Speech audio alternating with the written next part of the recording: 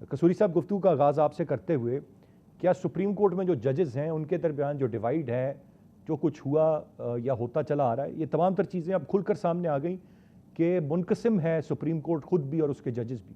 देखें, जब कौमों की जिंदगी में हेजानी कैफियत आती है और जब सिस्टम जो है वो बोसीदा हो जाता है और system is not answering the problems of the people, तो ऐसी सूरत हाल में एवरीथिंग बिकम उसी अनसर्टन उसी जहां तक सुप्रीम कोर्ट का अंदरूनी खरफशार था, वो जो नॉलेजेबल लॉयर्स हैं उनको तो इस चीज का इल्म था, लेकिन एक पर्दा टांगा हुआ था, उसी हया का पर्दा, जिसके पीछे सुप्रीम कोर्ट के जो इख्तलाफात थे वो अवाम नास तक नहीं देखे जा सकते थे।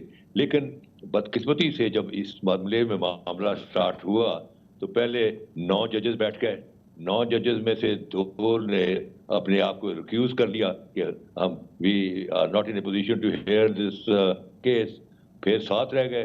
7 में से जो थे, फिर जो थे कोई 1-2 जो थे वो भी अपना आउट हो गए।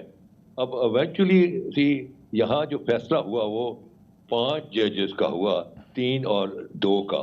सी ये तो था मौकफ जो पीटीआई वाले, उनका हमारी जीत हो गई 3 और 5 का। लेकिन जो अदर साइड है उसने कहा नहीं, ये फैसला जो है ये 4-3 का है। 4 हमारे हक में है, 3 जो है उनका डिसेंटिंग जो है ऑर्डर है।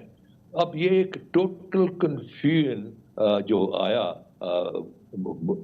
मुल्क के तूलो अर्ज में, तो वहां से एक चीज सामने आई कि पाकिस्तान जो है आज सियासी तौर पर एक अंधी गली में चला गया है। We are in a blind state.